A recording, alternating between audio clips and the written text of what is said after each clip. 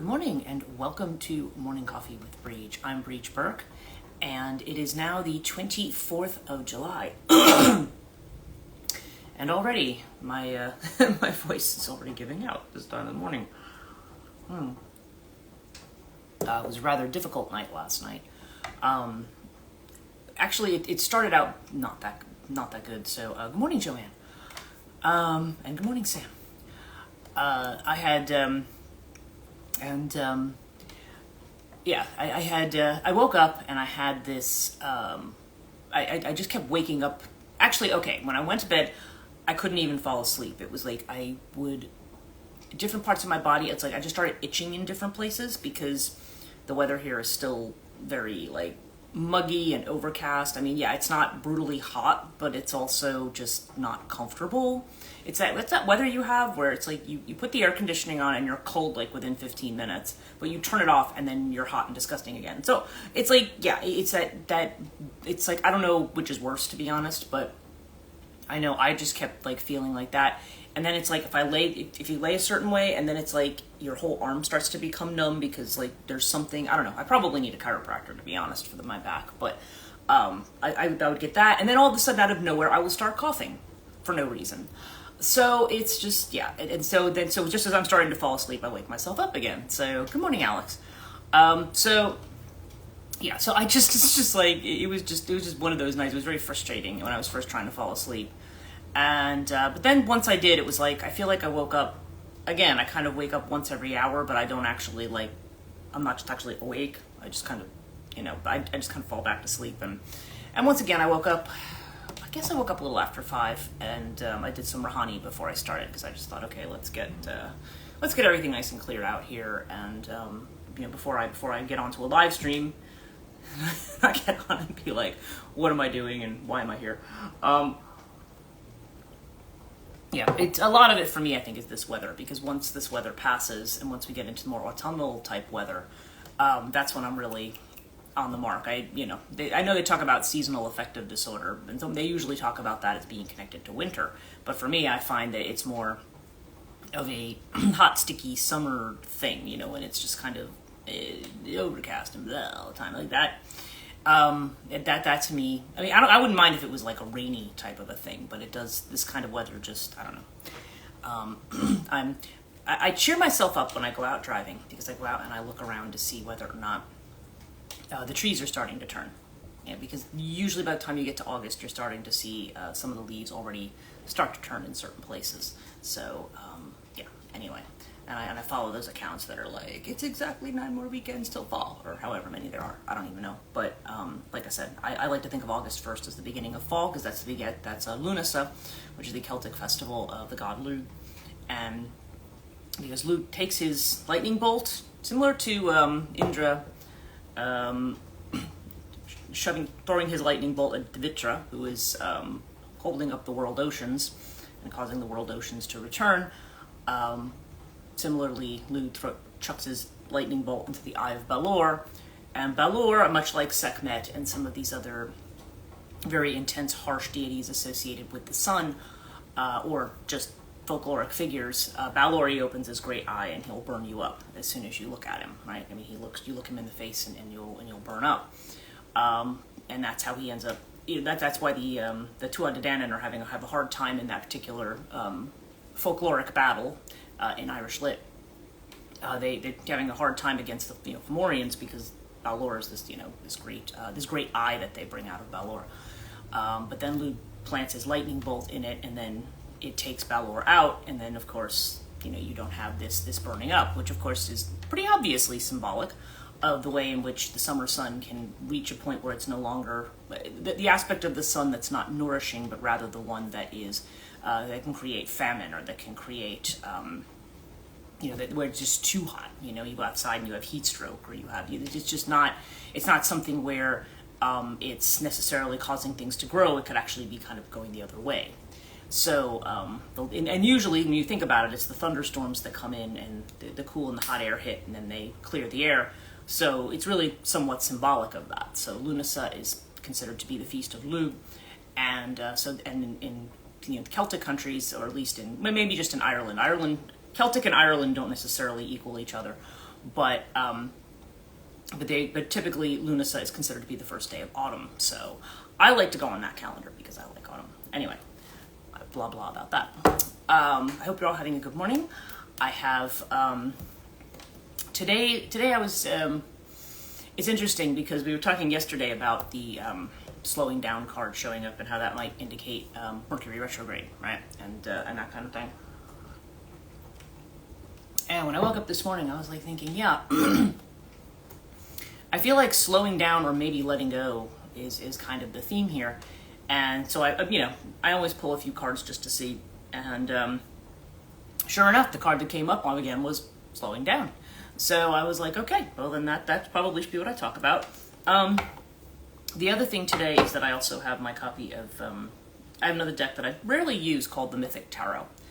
And I find this deck interesting. It was created by Juliet Sharman Burke, who is a Jungian psychologist. And well, to be honest, in terms of the illustrations, it's not my favorite deck. Its representations of Greek mythology, they kind of don't do a whole lot for me. They kind of leave me cold. A lot of them, because their images are just, I don't know. I can't. They just don't. I mean, this is Chiron here. I mean, as the Hierophant. I mean, I don't know.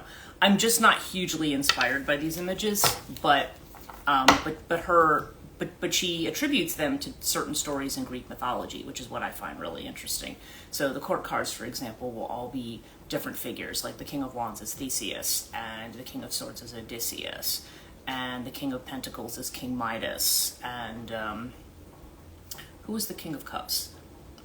I can't remember. I'd have to go look it up. But in any case, so she has and then each of the stories, the swords, cups, wands, pentacles, follow different mythological cycles. I believe that the cups follows the Eros and Psyche myth. The wands follows the Argonautica, Jason and the Golden Fleece. Pentacles is the story of Daedalus, who is the architect, who ends up being the architect of the labyrinth for the Minotaur, connected to King Theseus, really. And then, which one was swords? I'm trying to remember which narrative that was. I just want to look it up. Oh, I know. Yes, never mind. It's the Oresteia. It has to do with Orestes and the way in which his mother kills his father, and then he's put in a position of having to kill his mother kills his father, and he's put in the position of having to avenge his father by having to kill his mother. And so when he does this, then it's like now he's between Apollo telling him he has to do this on one side and the Furies telling him you're not allowed to kill your mother. So yeah, it's anyway, interesting deck, and it gives an interesting inflection on the cards. So I'm probably going to use a little of those today. Just also want to quickly mention, though, one of the things that came up, I've been working on classes. I mentioned yesterday the school that I'm working on. And and I have started to put together, actually already have, I did all of the corporate stuff, right? I did all the mission, the vision statement, the objectives, the goals, all that kind of stuff. And of course, people do their strategic planning and stuff like that, but I don't need to go that far. I just basically laid out what the things are and then laid out what the basics are of the curriculum. And what I've decided is that where I want to go with it first, I'm going to actually, good morning, Melissa. I'm actually going to talk to the professors. I did text Joanna the other day, and she's in the middle of a move of one of her houses. So I have to, so I'm sure, she and I will probably catch up on Zoom at some point this month, but it's a matter of, when she has time. She always got so much going on. And she ends up traveling a lot as well. So I'm going to try to, the challenge is going to get all four of us on the same Zoom call, because everybody's got their own thing going on. I know Kate's working on a book, and she's been distracted from that a million times, and she's got this book deadline for Oxford she's trying to get done, and there's all this stuff. So I wanted to see, but I would like to get the ideas from them on what they could contribute, and also just other details, like what we're going to be doing about cost sharing and stuff. I might even put together a Kickstarter for the school. So if I do, I will let you know about that. And I'm going to try to shoot for it on August 1st. It's a little bit dangerously close to Mercury retrograde, but I feel like this is something I want to get started like September, October-ish. So if I was going to try to do something like that, I would want to try to do it in that time period. So yeah, so we'll see how all that goes. But I've been working on that, and I've also been working on some new classes for transition life coaching.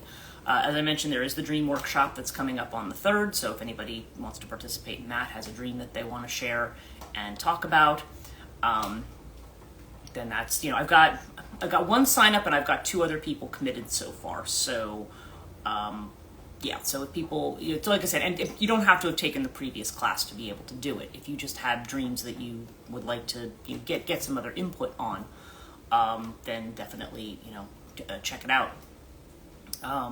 So okay, so there's that. Oh, and the other classes. So I'm going to be doing an intuitive development class. That may be something that we do over.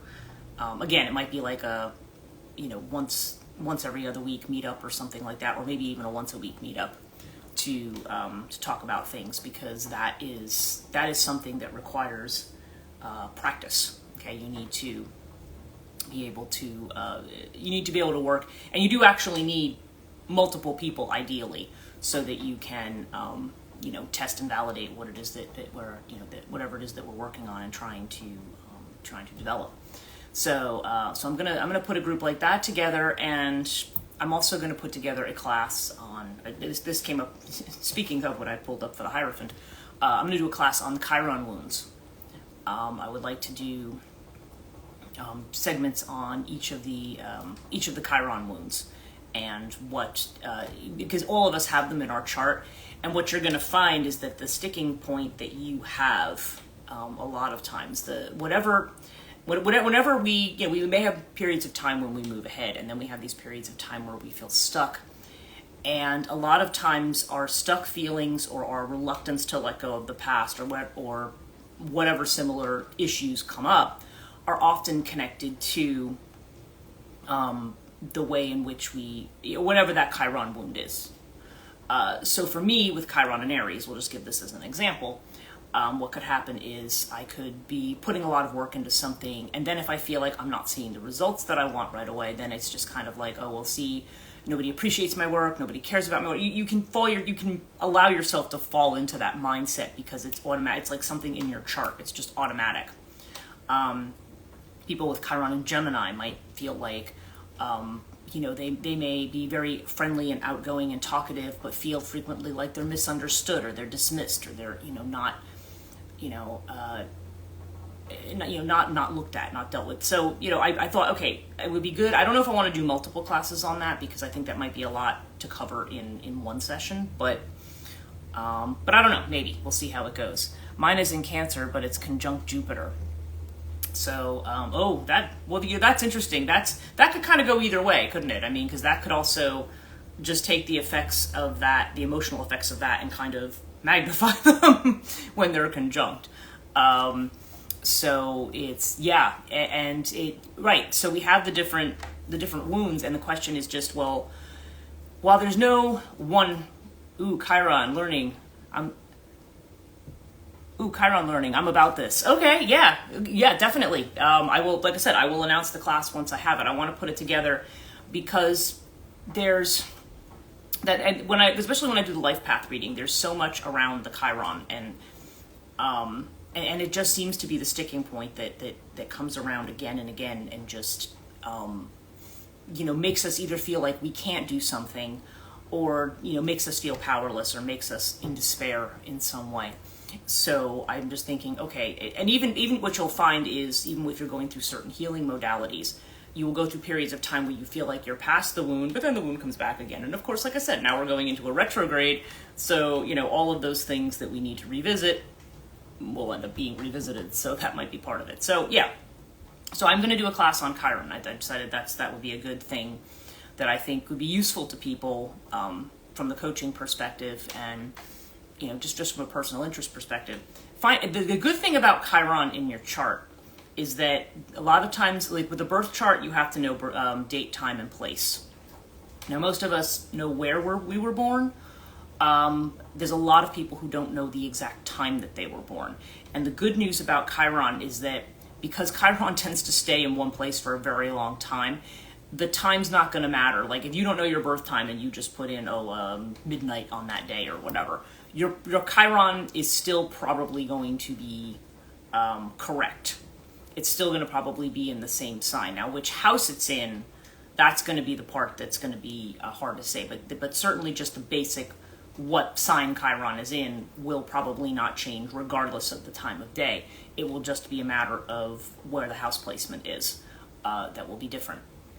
Although I have found, I think, I'm trying to think, no, that's what I was saying, my sister was Chiron in Pisces. We were very close because she's, and the wound from that, that wound is that one is wounded by belief or spirituality or organized religion, and one after turns their back on it because they say, well, it's rubbish. I can't, I've lost faith in it. I felt betrayed by it. There's all these different things that are connected. So yeah, so your Chiron placement is fascinating with that. So, so anyway, so on the subject of slowing down. So yesterday we were talking a bit about, we had the Beyond Illusion card. And so there was this idea of reality and trying to determine like what's real, what's not real. And interestingly, in the card they said the only difference between the dream and reality is that in reality you can doubt. And we were kind of talking about both sides of that, like the way in which doubt can, where doubt can be a gift sometimes, because you don't necessarily want to wander endlessly in mental territory that is not, that isn't where you might actually be avoiding the thing that's going on. But on the other hand, I think but I think also on the other side of that, and remember when we're talking about strategy, so I may say to you one day, well, this is a good thing to do, and I may say another day, well, what about this thing? And it's not a matter of, well, which one is it? It's really, like I said, things kind of flow. You think about the Leminskit, the infinity sign, it's like you're flowing from one state to the next. So you may have a day where you wake up and you're very energized and you get a lot of stuff done. The next day, and you may be, your confidence may be boosted by that. And then the next day you say, I'm going to do just as much tomorrow. And maybe you'll do as much tomorrow, maybe you won't. And I think then we start to feel deflated, like, okay, I'm not maintaining that energy level, so therefore I can't do it. Or we feel that we've got this, there's just this urge to, we can be easily become overconfident in what's going on initially. But we also, I think when either things slow down too much, where we ourselves slow down, where you wake up and you just feel like it's an absolute effort to like get out of bed and get showered and just, go through the normal things. It's like, here we go. And you look at your list and you just despair of getting your list done because you're so tired and you're thinking, okay, well, what are my priorities? What are the top 2 things I need to get done if I don't get anything else done today? You can run into that. And similarly, you could be, on target doing all the right things for whatever it is that you're doing, whether it's a business, whether it has to do with just other adulting things that we do in our life, like getting our car maintained or getting, doing the grocery shopping, buying the things that we need, taking care, just taking care of business, taking care of paperwork, all that kind of stuff that comes in life, the boring stuff as well as the stuff that really interests us. As we start to have a plan and we start to execute that plan, or we start to move forward on, okay, these are the things I need to do, you will sometimes, and with Mercury retrograde you will find this, you will run into times when everything you do is just delayed. You have to make a call about something and you're on hold for an hour. You're trying to, you have somewhere you have to get to in 30 minutes and there's a construction detour out of nowhere, and no detours. That literally happened to me the other day. Fortunately, I had plenty of time to get to where I was going, but so there's all of this, like stuff will just suddenly come up, and it's one of the reasons that we have this fear of the unexpected. We have a fear it's going to derail us from what our what the agenda is, what it is that we're trying to accomplish. And so you spend that time thinking out all the practical things that you have to do for something to reach a certain goal. and then you go to execute it, and then you find either there's more obstacles than you thought, or you find that you, for whatever reason, there could be no reason. You just can't move ahead. And that can also deflate us and make us feel like this is hopeless, this is not going to work, I can't do this, and a lot of times the reaction then is to just kind of shut down and say, well, and we might get angry about it, but because, well, we might get angry at others. If you ever, that one of the things they talk about in customer service is, the whole customer is always right, but sometimes you have to have a thick skin in that kind of, well, you do have to have a thick skin in that kind of thing, because I remember when I used to work in certain places, when I was public facing, and if people were very frustrated, if you told them, if they wanted to do something and you say, well, it's going to take X amount of time, and then they just blow up in your face, like start screaming at you, right? And you have to kind of, what the harder thing to do is to take that in stride, because you feel like it's a personal attack. But it's really not. This person is just got all of this intensity, and it's just going to blow, because they are, they probably like, oh my gosh, I'm trying so hard. And especially if you don't feel like you have the energy, that's like a double whammy. You sit through these times when you feel like, I don't have the energy to do this, but I'm going to buckle down, I'm going to make myself do it anyway. And then you run into all these obstacles, and then to the point that it is actually, I was talking about the sublime in one of my podcasts the other, on the morning live stream, actually, afternoon live stream for Katonia the other day. The way in which I was talking a bit about the sublime, and about how it has to do with things that we are drawn to, but that we're also afraid of at the same time. And one of the things about the sublime has to do with obscurity. It's like we like obscurity, but we don't. And then, of course, as we had talked about the other day, I was talking a little bit about the way in which we sometimes want to hang on to certain negative feelings. And I think this kind of ties into this, because when things don't work out, we want to be able to retreat and be able to say, see, the world is against me. Oh, I know what it was. I was trying to think what my connection was with the sublime. Absurdity. That's what it was. Sometimes it just seems like, those mornings when you try to do all these different things, and the kind of obstacles you get, you just go, really? Really, universe? What is this about? What is this stupid thing about? It just seems like whatever is happening just seems like it's comedy for the gods somewhere, whatever's happening to you. You don't, you don't, what should be a normal sequence of events gets upended in a way that, it's one of those things where you say, we're going to look back on this one day and laugh, at the time it's not very funny. So you have situations like that. And then I also was thinking this morning about, when we're really anxious to get on the road and to move ahead with something. But if you're making a very long trip, if you're just at the beginning of a very long trip, you're often very enthusiastic when you're getting ready to go on vacation or on holiday or whatever, and you're getting ready to do that. And if you're somebody who has kids, now I don't, but if you have people who have kids, and I have been one of those kids in the car, so I know what this is like. And where you have the whole thing of you're going and you're going and you're going and you're driving for miles and miles, and you just don't feel like you're getting anywhere. And then you have the kids in the back going, "Are we there yet? Are we there yet? Are we there yet?" And it's like that's like that little voice in your head. That's that Nine of Swords. That's that little voice in your head. Are we there yet? And if you're not there yet, it's going to seem like, we're never going to get there. It takes an eternity. Never going to get there. Especially if you're driving through the Midwest. My God, I remember, what was it? It was years and years ago. You're driving out to Wisconsin, because I was actually, me lately. Are we there? Yeah. Are we there yet?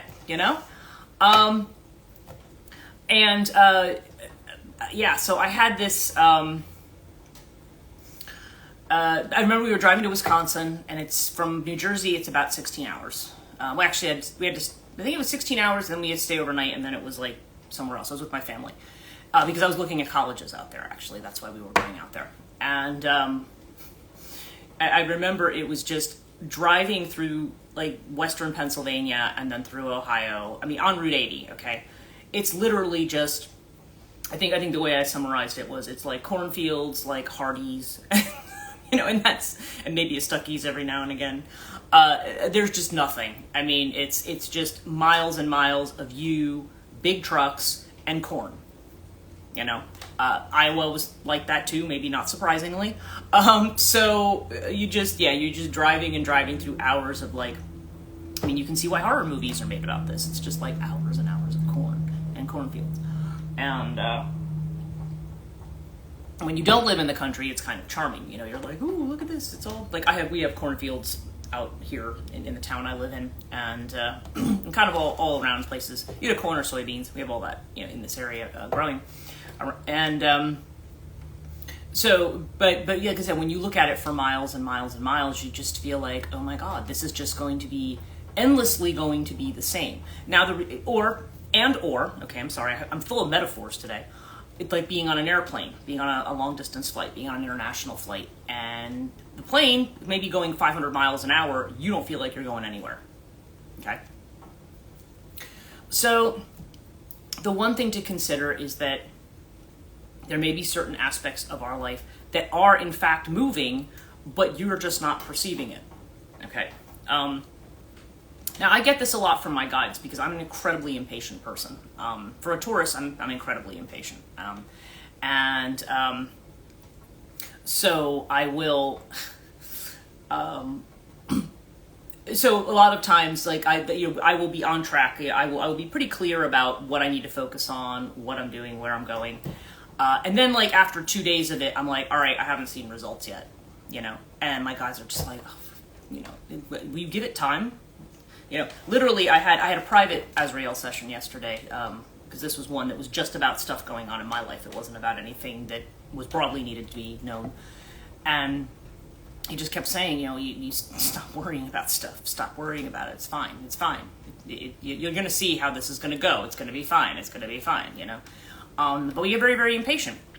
And so when I was looking at a card like slowing down, it tends to suggest to me that suggests a number of different things connected to this theme. For one thing, slowing down means having to be patient. Okay, it means that we have to say that we just kind of have to see where we are in the moment and accept that may be all that we really know. And the fact that something is happening in the moment, it does not mean that is something that is going to be happening. That's not forever. It's just, right in this moment. That's also where I think we get into the idea of letting go, because when we're very, very excited about something, okay, when we are working on a project or we're working on something that we are that we're really anxious to see put in motion, that we're really anxious to see manifest.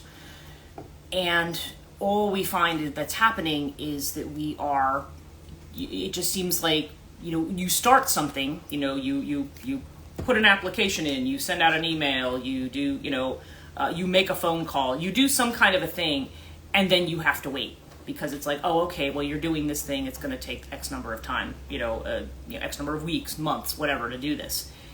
And if you're energized, you're on the horse, right? You're jazzed up, you're ready to go, and now you can't go anywhere. Now it's like, okay, now you have to wait. It's like you're ready to get on the plane. Oh, but now, like everybody, I think Corinna, she had been texting me from Riverside Wellness. By the way, I'm going to be there this weekend doing Reiki. Still time to sign up for Reiki 1 and for the Rahani sessions this weekend if you're in New Jersey. She was so funny. She was texting me about stuff, and I was like, well, you're getting ready to go on your vacation, like, and she says, no, I'm stuck in Newark Airport. Just like, so, because it was, because they were grounded from, we had that computer failure. I guess it was a Microsoft glitch, which I didn't notice because I have a Mac. But it was, there was this glitch, and so a lot of flights didn't go off. Like, I saw something about it out of the corner of my eye when I had gotten up, and then when she told me, I was like, oh, okay, it's affecting all these flights. So that's just it. You're ready to go. You're prepped, and you've gone through those initial obstacles. You know, you've gotten to the airport, you've gone through security, and you've gone through check-in. You know, you've gone all this stuff, and now you have to wait. And so one of the things I've talked about in the past is, okay, well, part of what we do while we wait is that, you know, maybe we try to clean up old business, you know, or we just focus on something else. And it's very hard when we've put a lot of energy into something, we don't want to let go of it. We're very anxious to see what the outcome is going to be. So I think really what this is about is more about not so much not making efforts, but rather letting go of outcomes. You are, when you're at a point when you've done everything that you can do and now you're stopped, or every time you try to do something, you're stopped.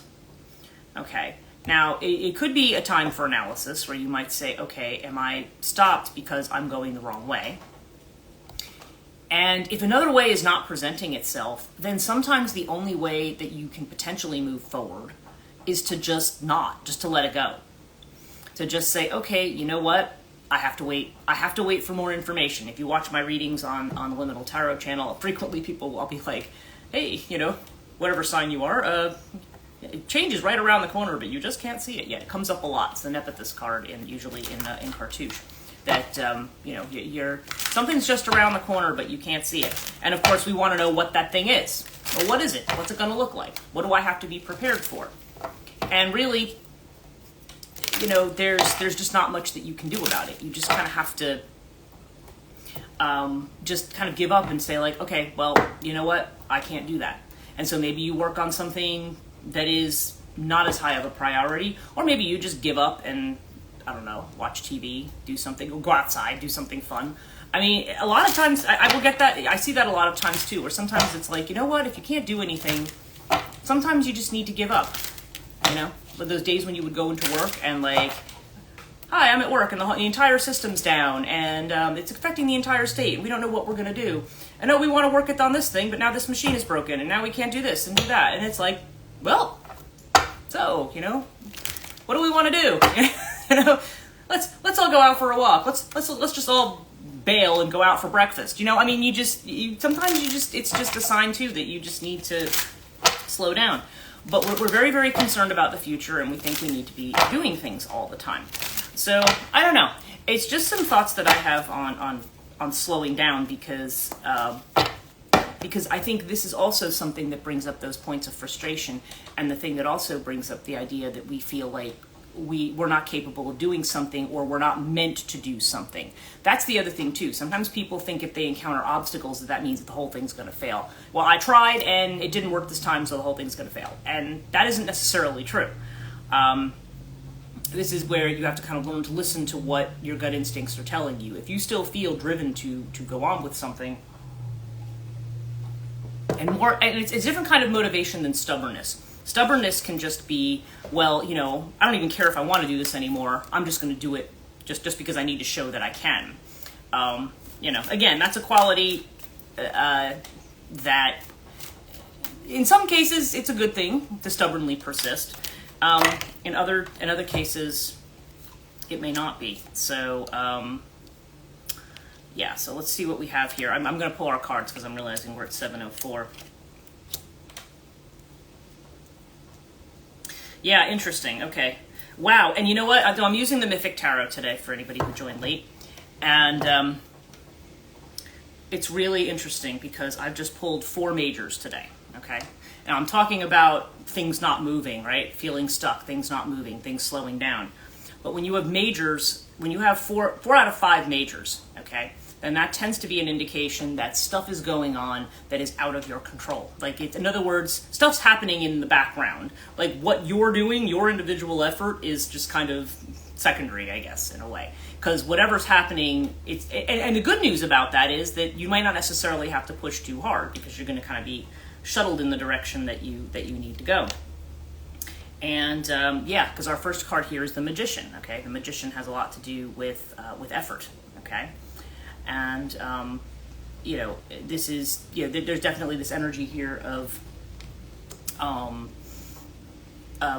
wanting to manifest something. And the inner feeling of which we're unaware is the Emperor. In this case, this is Zeus. You can tell because he's got the eagle on his shoulder. And yeah, I mean, the Zeus, this kind of energy is that energy of control, once again. And it's interesting because I'm talking about control. Control is the inner feeling. When we have that to-do list, okay, if you ever do that, because people will tell you that the way to feel, to gain more confidence in what you're doing is like make a list, go through the list, and as you do everything on the list, you check it off, right? And then you have like some kind of visual that you've accomplished something. And that's a great thing to do. But sometimes in these moments where we don't have control, then we get frustrated because we have the list and we can't check anything off the list. Or it's like, well, pending. And a lot of it is because we want control. We want to know what the outcome is. We want to direct what the outcome is going to be. And I think, as I've said before, sometimes when we are embarking on some kind of a venture or a project, or even if we're in a new relationship or we're in a new job, we have an idea about where we want it to go, or how, not just where it's going to go, but how it's going to go. And you don't always know how. The how sometimes, like the steps that we think it's going to take to get to the final result often are not the steps that happen at all, because all other kinds of stuff comes in the interim, right? And so we think we know where things are going to go. If I give a national example, okay, let's just look at what's just happened in this past month, politically in the United States, okay? We have, everybody assumed at the beginning of the year, Trump-Biden, right? Now this is changing, and a lot of people are now assuming it's going to be Trump-Harris, right? But I'm still getting information from my guides that it's not going to be her, which is a little dismaying to me, actually. But they said, I don't know, and I don't know. You know, I'm just, they're like, you know, but put that aside. I mean, just the fact that where we were at the beginning of the month, and then Trump got shot at, and then all this stuff happened, and all this weird stuff like happened in between. So you know what I mean? Like we think we know where something's going to go. Oh, this is what's going to happen. They're not going to like this one. They're going to do this one. It's going to be this result at this point. And then all of a sudden, all this stuff comes in. You know, we had the Supreme Court ruling that came in. We had all this stuff that came in. All these things that came in that just suddenly threw everything up in the air and just completely, changed the whole playing field almost like in a day. And that's the kind of things. We don't always know. We may still get to the place we want to get to, but you're not going to get there. Or there's going to be a result, and it may be the result that you want, and again, depending on what your politics are. But, whatever that result is, it's like, but now everything that the steps we thought it was going to take aren't the steps. Something else has come in and that you could not have predicted and just throws everything away, right? Yeah, and that's it. The external feeling of which we're aware is the Tower, and here's good old Poseidon doing his usual thing. And, yeah, this is the Tower. You are, this is, we want the control, but we don't have it, okay? Aries energy, Aries active energy against what's really, well, Neptune, we're thinking about this as being Piscean, but, probably more like Uranus, connected to Uranus energy, okay? It's that unpredictable factor that comes in, and here's you in the middle just trying to do your thing, right? Okay. And then this is the advice, the Hermit. Okay, once again, you might need to take a step back to think about things, to think about where you're going, or just retreat, just take a break. Sometimes when we can't move ahead, we just have to wait until it becomes possible. And yeah, we have this Five of Pentacles as the outcome. So I think what it is there may be this feeling of insecurity. Like what it does is when we have to wait, it can breed this feeling of insecurity, or this feeling that we're not going to be able to move ahead on something, right? Or that we're we're almost you know, like we're in a period of almost feeling like we're empty. But I don't tend to look at the Five of Pentacles very negatively here. That's what comes into my mind, is that it's an emptying, the process that occurs. And in this is part of the story of Daedalus, and this is him, like, really what it is there's the city here, but he's sneaking out in the middle of the night. He's walking away from it towards something else. Okay, so really this is a story about here's the established path. Here's the thing. Here's the way that everybody told you it's supposed to go, but you sneaking off and kind of doing things on your own. You know this is what you're doing, but at the same time there could be a sense of insecurity that comes along with that, and that's where we feel that need for control. That's where we feel that need to control things, but we're not in a situation right now where, you know, everything has just kind of been thrown up, and the order of things is not clear to us right now. So this may be just telling us, you know, sometimes we need to take a break, and sometimes you need to be empty before you can be full. Okay, maybe that's the best way to put it. I hope that makes sense with what I'm saying. But yeah, the fact that there's so many majors showing up here, I just think that you're in a place where, you know, we are not. We're not going to actually be able to. We just kind of have to sit back, to be in that empty space and wait to see what's going to fill it. I guess maybe that's the best way to put it. Because whatever's going on is something out of our control at the moment. So anyway, interesting reading too, because interesting that sort of came up with respect to the topic that I had for today. Because yeah, I just feel like I guess I'm feeling that slowdown already beginning, and I'm feeling also like there's, you know, I feel like there's this energy, and again, it's not just me. This is things that I hear from friends, clients, different people. There's this energy of wanting to move ahead, and then there's this frustration over, you know, when things get in the way of doubting whether or not you're going to be able to do it. And if we tie it into yesterday's theme, actually, it may well be that doubt may be coming in, not because you ultimately can't do it, but maybe because maybe the thing you need to doubt is the way that you're doing it. It may be more about taking a step back, taking a break, and sometimes you need to walk away from something entirely. Like if you have a relationship situation, and let's just say you're really, really attracted to somebody, and you're really not sure about whether or not that person. You could spend a lot of time obsessing over every single thing that person does, and really the thing you need to do is just let it go. If that person, you know, I mean, it's not that you're maybe you cut off that person or anything like that, but it's just you just let it go, and whatever happens. Don't say, oh, you know, he's going to do this and it means this or it means that. Like you have to let it go, even if it means like focusing your energy on something else, because you just can say, you know what, the more I focus on this, the more I'm just going to get into that space where that mental space where I'm going to be tying myself and not freaking myself out and making myself believe that all this stuff is going on that isn't going on, that catastrophizing. You know, you can move into that space, and then that's also when you're looking at something like a relationship that has to develop over time. You may be in a hurry, like you've met somebody, things seem like they're good, and you know, why didn't things happen this week? Like, you know, you could fall into that space. So anyway, just thoughts about the way in which this may apply, and maybe different for different people. And you know, but whatever space you're in, whatever you're working on, whatever's going on for you right now, if you're finding that you're in that space where you're impatient to move ahead but you can't, then it's just like you need to you might just need to kind of let it be, leave it alone, walk away from it, and see what comes of it as it grows on its own. So anyway, hopefully that wasn't too diffuse today. Somebody is running water somewhere outside, and I heard this yesterday too, and it sounds like somebody's power washing or something, but I can't actually see who's doing what where. So anyway, I'm gonna go check out and see what that is. Oh, and it just stopped right as I said that. That's really funny. Anyway, thank you guys so much. Thank you for joining me, and It was right on point. Thank you. Okay, great. Okay, I'm glad that this resonated. I will be back tomorrow morning. Oh, you're welcome.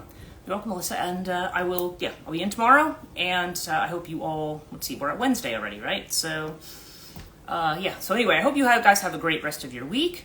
And we'll see you tomorrow morning. Take care.